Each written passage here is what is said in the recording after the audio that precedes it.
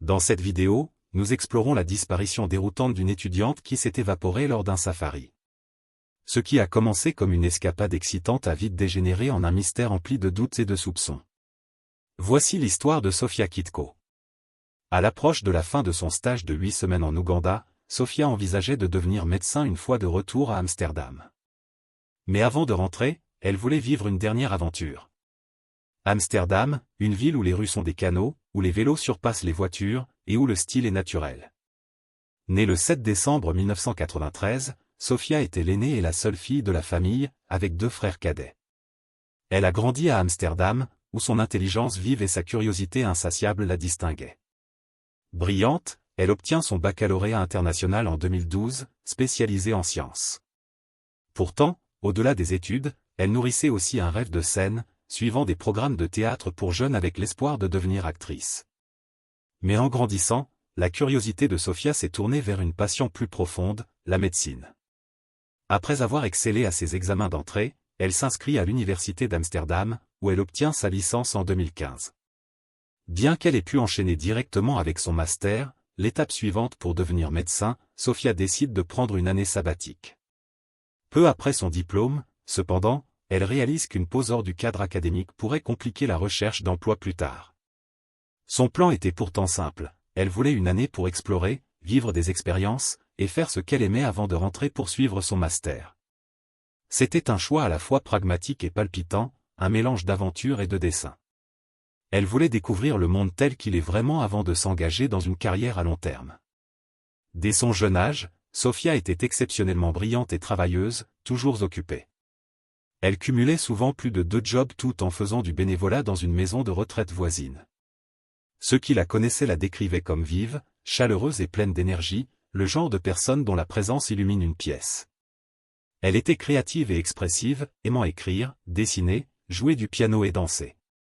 Elle adorait aussi le sport, particulièrement le basket et la natation. Vers 2015, ses ambitions étaient claires. Son avenir était nettement en ligne de mire. À partir de là, son objectif était de devenir médecin en médecine tropicale. Alors, quand elle a entendu parler d'une opportunité de stage à l'hôpital Leanga à Kampala, en Ouganda, elle a sauté sur l'occasion sans hésiter. L'hôpital Leanga, au cœur de la capitale bouillonnante de l'Ouganda, est l'une des plus anciennes institutions médicales du pays, desservant une large partie des 1,8 million d'habitants de Kampala. Mais l'enthousiasme de Sophia allait bien au-delà de l'expérience professionnelle. Elle a même commencé à apprendre le luganda, la langue locale, impatiente de créer des liens avec les gens auprès desquels elle travaillerait. À seulement 21 ans, elle s'est lancée dans ce qui promettait d'être un voyage transformateur, empli de croissance, de découverte et de compassion. Mais ce nouveau chapitre allait aussi se révéler être le plus tragique, et le dernier. Le 31 août 2015, Sophia arrive en Ouganda, pleine d'espoir et de curiosité. Son sac à dos sur l'épaule et le cœur prêt pour l'aventure, elle commence ce qu'elle croit être un voyage qui changera sa vie, tant sur le plan personnel que professionnel. Elle s'installe vite dans une colocation étudiante à Kampala, organisée via une association, où elle vit avec un mélange de volontaires néerlandais et d'étudiants ougandais. Était-ce amusant? Sans aucun doute. Paisible? Pas du tout. Dans ses lettres, elle plaisantait souvent sur le bruit constant dans la maison. Pourtant, cette énergie vivante semblait lui convenir parfaitement. Les semaines suivantes, Sophia a vite créé des liens avec ses colocataires, ses collègues, et même avec le rythme vibrant de la ville elle-même. La mère de Sophia, Maria, était venue d'Amsterdam lui rendre visite, rejoignant son père, arrivé plus tôt. Mi-octobre, Maria terminait son travail de journaliste et productrice de films, ce qui rendait cette visite particulièrement significative à partager avec sa fille. Leurs retrouvailles, le 14 octobre, furent pleines de chaleur, de sourires, de rires et de longues étreintes. Pour Maria, ce voyage était rassurant. Voir Sophia non seulement en sécurité, mais épanouie, lui procurait de la sérénité. À l'hôpital, Sophia s'était entièrement investie dans ses fonctions, faisant preuve d'un authentique souci pour ses patients et d'un dévouement à son travail. Ses collègues la décrivaient comme l'une des stagiaires les plus exceptionnelles avec lesquelles ils avaient travaillé. Elle avait même appris quelques mots de luganda, lui permettant de mieux communiquer avec les patients et le personnel. Les semaines suivantes, Sophia s'est plongée dans la vie ougandaise. Elle a poursuivi son travail à l'hôpital, exploré les marchés animés, fréquenté des bars locaux, randonner à travers les paysages pittoresques de la ville et goûter une large gamme de plats ougandais. Certains l'ont ravi, d'autres moins. Alors que son stage de 8 semaines touchait à sa fin, Sophia a avoué qu'elle n'était pas encore prête à partir. La médecine tropicale était devenue plus qu'un intérêt, c'était comme une vocation. Son stage s'est officiellement terminé le 22 octobre 2015, lorsqu'elle a dit au revoir. Mais avant de rentrer, une dernière récompense l'attendait, un road trip avec ses amis. C'est ainsi que Sophia, accompagnée de 2 amis néerlandais rencontrés pendant son stage et d'un guide chauffeur engagé nommé Michael, est partie explorer l'Ouganda dans toute son étendue. Leur voyage les a menés à travers la savane, près de chutes d'eau et dans d'innombrables petites villes. Le plan était simple, 10 jours d'aventure insouciants avant de rentrer début novembre. Cela ressemblait à un rêve qui se réalisait. Qu'est-ce qui pouvait mal tourner? Au début, tout s'est parfaitement déroulé. Le groupe a voyagé vers le nord jusqu'au parc national de Kidepo Valley, réputé pour sa beauté sauvage et ses paysages reculés.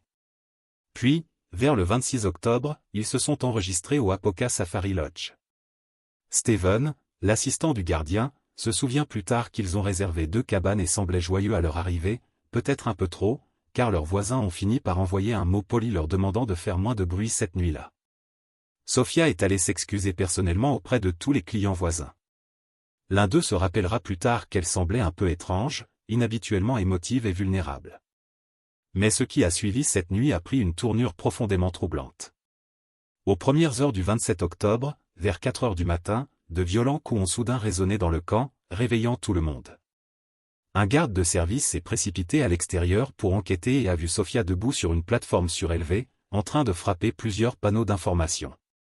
Pour information, ce sont ces grands panneaux métalliques informatifs souvent trouvés sur les sites touristiques, écrits en plusieurs langues. Encore plus alarmant était la vue de Sophia essayant de mettre le feu à l'herbe avoisinante, un geste à la fois dangereux et totalement inhabituel pour elle. Ce fut la première d'une série de changements inquiétants. Il est aussi important de noter que Sophia avait été diagnostiquée avec un trouble bipolaire, bien qu'elle montrait rarement des signes de dépression. Ces épisodes étaient principalement maniaques. Selon sa famille, ces épisodes ne survenaient que lorsqu'elle avait subi un stress prolongé sans assez de repos ou de temps pour décompresser. Étant donné qu'elle venait de passer 8 semaines exigeantes dans un nouveau pays, cette explication prenait soudainement tout son sens. Plusieurs témoignages décrivaient Sophia comme se comportant de manière erratique durant cette période, bien qu'il serait plus juste de dire qu'elle était submergée par un excès d'excitation plutôt que par de la folie. Quoi qu'il en soit, il était clair qu'elle était profondément en détresse et ses amis étaient terrifiés pour son bien-être. Un témoin l'a décrite comme extrêmement faible, ce qui a poussé le gardien à conseiller à Michael d'écourter le voyage et de l'emmener immédiatement à l'hôpital. Michael a semblé être d'accord, reconnaissant son instabilité. Même des heures plus tard, Sophia était encore désorientée, essayant apparemment de sortir du van en marche. Après l'incident, le groupe a quitté le parc et s'est dirigé droit vers Gulu le 27 octobre, sautant une de leurs étapes prévues dans une tentative désespérée de lui obtenir de l'aide. Par inquiétude croissante, les amis de Sophia ont décidé d'appeler sa mère, Maria, vers 18h30. Ils lui ont expliqué la situation et l'ont assuré qu'ils ramèneraient Sophia à Kampala le lendemain pour l'admettre à l'hôpital le 28 octobre. C'était un plan raisonnable et responsable, ou du moins, cela aurait dû l'être. Malheureusement, ce n'est pas ce qui s'est passé. Contre tout conseil et logique, Michael, le guide du groupe, a choisi de ne pas faire demi-tour. Au lieu de cela, il a roulé vers l'ouest, en direction des chutes de Murchison. En temps normal, c'est une destination à couper le souffle. Mais avec Sophia malade, la décision avait peu de sens. Peut-être espérait-il simplement sauver ce qui restait de leur voyage tant attendu. Une autre théorie est que Sophia a pu commencer à se sentir mieux. Ou peut-être que leur guide, Michael, ne voulait pas perdre d'argent en écourtant le voyage. Quoi qu'il en soit, le groupe était déjà profondément à l'intérieur du parc national des chutes de Murchison. Loin de la ville et de toute aide rapide. En fin d'après-midi du 28 octobre, la tragédie allait frapper, marquant la dernière fois que quiconque verrait Sophia en vie. À leur arrivée dans le parc, le groupe a fait ce que font la plupart des visiteurs, ils sont partis en croisière fluviale sur le Nil. Sophia est restée silencieuse pendant la balade, distante mais calme. Une brève accalmie avant que tout ne change. Elle était peut-être simplement épuisée. Ou peut-être que son étrange épisode était enfin passé. Le groupe a décidé de passer la nuit au centre éducatif pour étudiants, un petit groupe de dortoirs basiques à l'intérieur du parc national. Bien que situé près d'une route rurale, l'endroit restait incroyablement isolé. Vers 18 h, environ 45 minutes avant le coucher du soleil, Sophia a dit à ses amis qu'elle allait aux toilettes, qui n'étaient qu'à une courte distance. Pendant son absence, les autres sont restés pour déballer, s'attendant à son retour dans les minutes qui suivent. Elle est partie avec un simple « je reviens tout de suite ». Mais elle n'est jamais revenue. Au début, personne n'y a prêté beaucoup d'attention. Après tout, elle était juste allée aux toilettes, un endroit où chacun s'attend à un peu d'intimité. Mais alors que les minutes se transformaient en heures, l'inquiétude a commencé à remplacer la patience. Alors que le soleil commençait à se coucher, un malaise s'est installé sur le groupe. Quand ils sont finalement allés vérifier les toilettes et ont appelé le nom de Sophia, ils n'ont reçu que le silence. L'endroit était vide. C'est là que la panique a commencé à s'emparer d'eux. En quelques minutes, les amis de Sophia et le chauffeur fouillaient frénétiquement les alentours, criant son nom dans la lumière déclinante et appelant à l'aide des rangers du parc à proximité. Malgré leurs efforts désespérés, aucune trace d'elle. C'était comme si Sophia s'était tout simplement évaporée dans la nature. Les rangers ont rapidement organisé une recherche, ratissant méthodiquement les buissons environnants en cercle de plus en plus large à partir du centre. Mais l'obscurité est tombée vite. Et aux chutes de Murchison, la nuit n'est pas juste sombre, elle est absolue. Sans lumière de lune pour les guider, la visibilité est tombée à zéro et l'immense étendue sauvage est devenue un labyrinthe d'encre. À cause de cette mauvaise visibilité, les gardes du parc ont dû se fier plus à leur ouïe qu'à leur vue pendant leurs recherches nocturnes. Malgré leurs efforts, la première nuit de recherche n'a donné aucun résultat.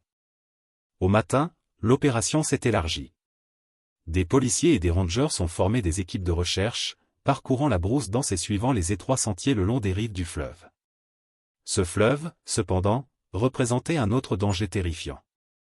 Si Sophia s'était trop approchée, le courant fort aurait pu facilement l'emporter sur des kilomètres. Et cela sans même compter les crocodiles, hippopotames et autres animaux sauvages qui rôdaient dans ces eaux. Pour empirer les choses, les toilettes où elle était allée se trouvaient en bordure de la propriété, un endroit où il aurait été facile pour Sophia ou quelqu'un d'autre d'entrer ou sortir sans être vu. Plus tard dans la journée, la police a découvert son premier véritable indice près d'une île. Des rangers ont trouvé une bouteille d'eau en plastique vide, qui s'est avérée appartenir à Sophia. Cela suggérait qu'elle avait peut-être atteint le bord de l'eau, mais cela soulevait encore plus de questions. Pourquoi irait-elle là-bas? Et où était-elle allée ensuite? La recherche s'est rapidement transformée en l'une des plus grandes opérations de sauvetage que le parc ait jamais connues. À la nuit tombée, des équipes ratissaient le terrain à pied, en bateau, et même depuis les airs, avec des chiens pisteurs sur le terrain. À Kampala, la mère de Sophia a immédiatement tout laissé et s'est précipitée vers le parc. Le 30 octobre, elle est arrivée et a pénétré dans la tente de commandement, le cœur de l'opération et le centre de son cauchemar en train de se dérouler. Après l'arrivée de sa mère, des indices encore plus troublants ont commencé à émerger. Peu après, les chercheurs ont découvert des morceaux de tissu coloré déchirés éparpillés au sol et attachés à des bâtons, non loin de l'endroit où la bouteille avait été trouvée. Ces fragments se sont révélés être des parties des vêtements de Sophia. D'autres morceaux ont été localisés à proximité, certains même à 5 mètres de hauteur dans un arbre, où des bouts de son pantalon et de ses sous-vêtements s'étaient pris dans les branches. Une de ses chaussures a aussi été trouvée sur les lieux, placée soigneusement au sol, sèche et propre. Son autre chaussure et un petit sac vide ont été découverts tout près. À ce stade, les choses commençaient à paraître profondément suspectes. Au début, la bouteille d'eau suggérait qu'elle avait peut-être été jusqu'à la rivière et était tombée accidentellement. Mais avec ses vêtements dispersés dans plusieurs endroits difficiles d'accès, cette simple explication n'avait plus de sens. Ce n'était pas seulement étrange, cela semblait délibéré. Tous ceux impliqués dans l'affaire étaient déconcertés car la scène paraissait presque mise en scène, comme si quelqu'un l'avait soigneusement arrangée. Ce qui la rendait encore plus dérangeante était le fait que la zone avait déjà été fouillée la nuit précédente. Alors, pourquoi ces objets apparaissaient-ils soudainement maintenant? Il n'y avait vraiment que deux possibilités, soit ils avaient été manqués dans l'obscurité, soit quelqu'un les avait placés là après coup, ajoutant au mystère déjà glaçant. Pour la famille de Sophia, cette cruelle torsion était insupportable. Pour empirer les choses, la scène n'offrait aucun indice utile, pas de traces de sang, pas de signe de lutte, et aucune preuve d'activité animale. Même en supposant que Sofia se soit déshabillée dans la confusion avant d'entrer dans l'eau, cela n'expliquait toujours pas comment ses vêtements et chaussures s'étaient retrouvés emmêlés à 5 mètres du sol. Suite à ces découvertes, les recherches se sont intensifiées. Le 4 novembre, 7 jours après la disparition de Sofia, une équipe spécialisée néerlandaise est arrivée, équipée de drones et d'outils de traçage avancés. Pendant ce temps, des experts médico-légaux ont collecté tous les vêtements trouvés dans la forêt. Des tests ont plus tard révélé de l'ADN appartenant à la fois à Sofia et à un individu non identifié, l'ADN inconnu étant spécifiquement détecté sur son pantalon. Une découverte troublante qui suggérait fortement une implication extérieure. Cependant, cette percée potentielle s'est vite transformée en une nouvelle impasse. L'ADN étranger ne correspondait à personne dans les bases de données disponibles, laissant les enquêteurs sans réponse. Sans corps, sans signalement, et sans preuve concrète au-delà de sa bouteille et de ses vêtements dispersés, le mystère est resté entier.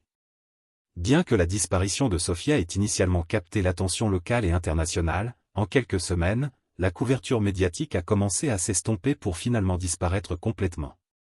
Il n'était pas surprenant que les autorités locales penchent pour qualifier la tragédie d'accident malheureux. Après tout, la région dépendait largement du tourisme. Leur explication officielle suggérait que Sofia était soit tombée dans le Nil, soit avait été attaquée par un crocodile ou un hippopotame. Des incidents qu'ils croyaient accidentels et possiblement déclenchés par sa crise de santé mentale. Cependant, sa famille a fermement rejeté cette théorie. Il y avait tout simplement trop de détails qui ne collaient pas. Ils ont justement fait remarquer que les vêtements de Sofia étaient dispersés dans la zone, avec certains morceaux, y compris son pantalon, trouvés attachés à une branche d'arbre à 5 mètres du sol, ce qui cadrait mal avec le récit d'une attaque d'animal sauvage. Les semaines suivantes, Maria est restée en Ouganda, consumée par le chagrin, la frustration et la détermination. Elle a collaboré avec la police, organisé des recherches privées et parlé avec quiconque pouvait détenir un indice sur la disparition de Sofia. Elle a épuisé toutes les pistes possibles. Même après son retour aux Pays-Bas, Maria a juré de continuer à chercher sa fille. Tristement, Sofia n'a jamais été retrouvée. Malgré l'absence de preuves tangibles, sa mère continue de s'accrocher à l'espoir. Si vous avez trouvé cette affaire fascinante, n'oubliez pas d'aimer la vidéo et de vous abonner à la chaîne. Nous publions des vidéos sur des affaires criminelles chaque soir. D'ici à la prochaine fois, restez avertis, restez vigilants.